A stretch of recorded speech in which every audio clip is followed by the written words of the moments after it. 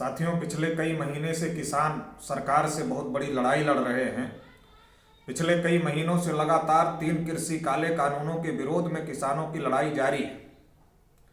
लगातार किसान लड़ाई लड़ रहे हैं और दिल्ली के तमाम बॉर्डर पर किसान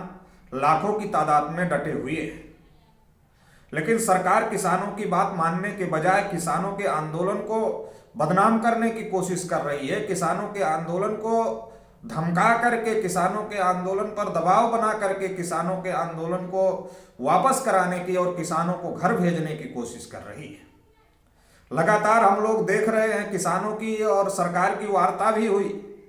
लेकिन वार्ता बेनतीजा रही क्योंकि सरकार किसानों की बात मानने के लिए तैयार नहीं है।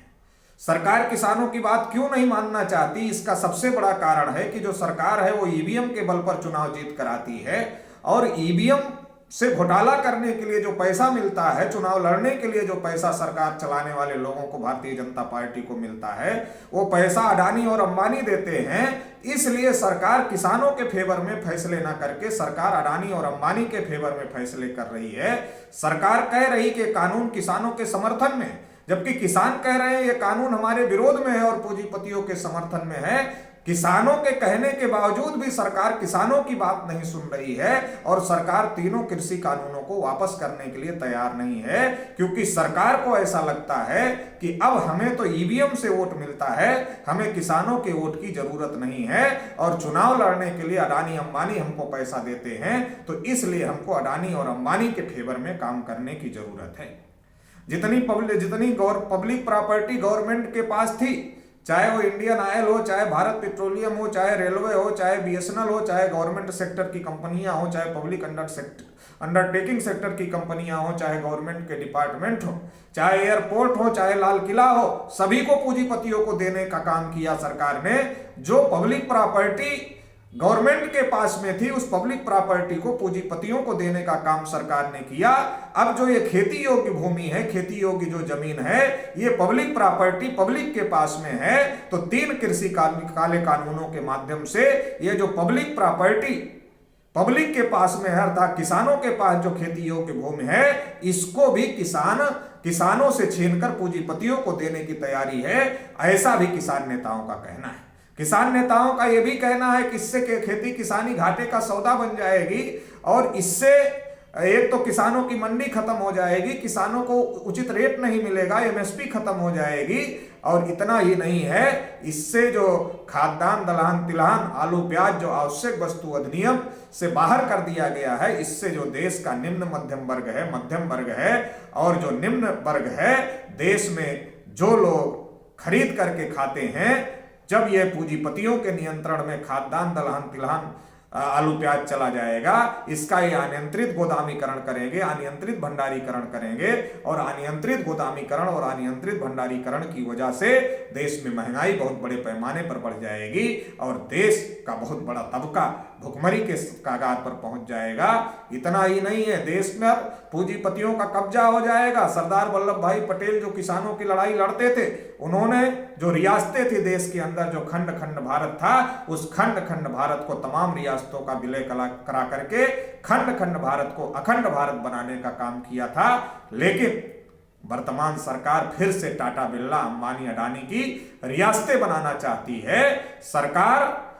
सरदार वल्लभ भाई पटेल की बड़ी मूर्ति तो लगाती है, लेकिन सरदार वल्लभ भाई पटेल जिन किसानों की बात कर रहे थे, जिन किसानों की लड़ाई लड़ रहे थे, उन्हीं किसानों के विरोध में सरकार काम कर रही है और सरकार फिर से अडानी अंबानी की रियासतें बनाना चाहती है। तो ये जो साजिश देश के साथ में हो रही है, ये बहुत भयानक साजिश है और आने वाले समय में इससे देश पर पूंजीपतियों का कब्जा हो जाएगा। इसलिए जो किसान लड़ाई लड़ रहे हैं, ये लड़ाई बहुत जरूरी है। इसलिए सरकार किसानों को धमकाने की कोशिश कर रही है। आप लोगों ने देखा होगा जिस तरीके से 26 जनवरी को जिस तरीके से 26 जनवरी को किसानों का ट्रैक्टर परेड हुआ और ट्रैक्टर परेड में लाखों की संख्या में किसान शामिल हुए, लेकिन बीजेपी और आरएसएस के कुछ लोगों ने घुस करके किसान संगठनों को बदनाम करने की कोशिश किया, किसान नेताओं को बदनाम करने की कोशिश किया। फिर सरकार ने दबाव बनाने की कोशिश की किसान नेताओं के ऊपर फर्जी एफआईआर करके। जो नेता किसी प्रकार की हिंसा का बयान नहीं दिए, जो नेता किसी प्रकार की हिंसा में शामिल नहीं थे, जिन नेताओं ने कभी हिंसा का समर्थन नहीं किया और जिन नेताओं ने हिंसा के विरोध में हमेशा बात कही, जिन नेताओं ने शांतिपूर्ण प्रदर्शन इतना दिन से किसान कर रहे हैं, उस किसान आंदोलन को, उन किसान नेताओं के खिलाफ FIR किया गया, उसको बदनाम करने की साजिश की गई। दिल्ली के लाल किले को नरेंद्र मोदी ने प्राइवेट हाथ में दिया, पूंजीपतियों को दिया, तो लाल किले की बेइज्जती नहीं हुई, लेकिन आज किसानों को बदनाम किया जा रहा है, किसान लाल किले की बेइज्जती कर रहे हैं। इस साजिश को समझने की जरूरत है। स्थानीय बीजेपी के नेताओं के साथ में पुलिस ने मिलकर किसानों के ऊपर हमला भी किया, किसानों को भगाने की कोशिश भी किया, लेकिन फिर भी किसानों के हौसले को हम सैल्यूट करते हैं कि किसानों ने ये कह दिया कि तुमको जो करना है वो करो, लेकिन हम ना छोड़ने वाले हैं, ना भागने वाले हैं, हम यहां से वापस जाएंगे तो वापस अपनी मांग मनवा कर ही जाएंगे, तीनों काले कानून वापस करवा करके ही जाएंगे। गाजीपुर बॉर्डर पर जिस प्रकार से पुलिस ने दबाव बनाया था, राकेश टिकैत ने, किसान नेता ने जिस प्रकार का हौसला दिखाया और जिस प्रकार से उन्होंने कहा कि तुमको जो करना है करो, हम कहीं जाने वाले नहीं हैं, इसी प्रकार से संयुक्त किसान मोर्चे के तमाम नेताओं ने यह फैसला किया कि हम बॉर्डर छोड़कर जाने वाले नहीं हैं, हम यहीं रहेंगे जब तक 3 काले कानून वापस नहीं हो जाते। तो ये जो लड़ाई है, ये लड़ाई अकेले किसानों की लड़ाई नहीं है, बल्कि ये देश को बचाने की लड़ाई है। पूरे देश को पूंजीपतियों के नियंत्रण में करने की तैयारी भाजपा और RSS की बहुत बड़ी साजिश है। इस साजिश को समझना होगा, इस साजिश को विफल करना होगा। विफल करने के लिए जो किसान लड़ाई लड़ रहे हैं, उस लड़ाई को साथ देना होगा। अगर आज हमने किसानों की लड़ाई को साथ नहीं दिया तो हमारी आने वाली जनरेशन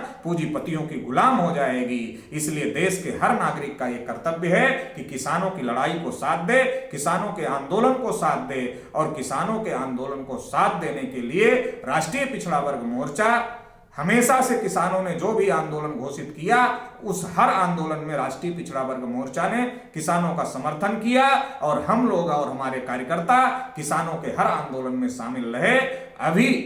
जो किसानों की लड़ाई है, आगे की लड़ाई में भी राष्ट्रीय पिछड़ा वर्ग मोर्चा किसानों के साथ में है। और हम अपने देश भर के कार्यकर्ताओं को ये अपील करना चाहते हैं, देश भर के अपने कार्यकर्ताओं को, पदाधिकारियों को, शुभचिंतकों को ये कहते हैं कि आप सभी लोग किसानों के समर्थन में लामबंद हो जाओ, किसानों के समर्थन में खड़े हो जाओ, और किसानों के समर्थन में खड़े होकर के गांव-गांव के लोगों को चौपाल लगा करके किस प्रकार से सरकार पूंजीपतियों का गुलाम देश के किसानों मजदूरों को बनाना चाहती है, किस प्रकार से सरकार पूरे देश को पूंजीपतियों के हाथों गिरोही रखना चाहती है, इस साजिश का पर्दाफाश करना होगा गांव-गांव चौपाल लगा करके, और गांव-गांव चौपाल लगा करके किसानों का समर्थन खड़ा करना होगा, किसानों के समर्थन में माहौल निर्माण करना होगा। क्योंकि सरकार तभी डरने वाली है जब पूरे देश के गांव-गांव से किसानों के समर्थन में आवाज उठे। तो ये आवाज उठाने के लिए हम राष्ट्रीय पिछड़ा वर्ग मोर्चा के सभी कार्यकर्ताओं को, सभी पदाधिकारियों को, सभी शुभचिंतकों को ये अपील करते हैं कि इसके लिए गांव-गांव चौपाल लगाया जाए, और गांव-गांव चौपाल लगा करके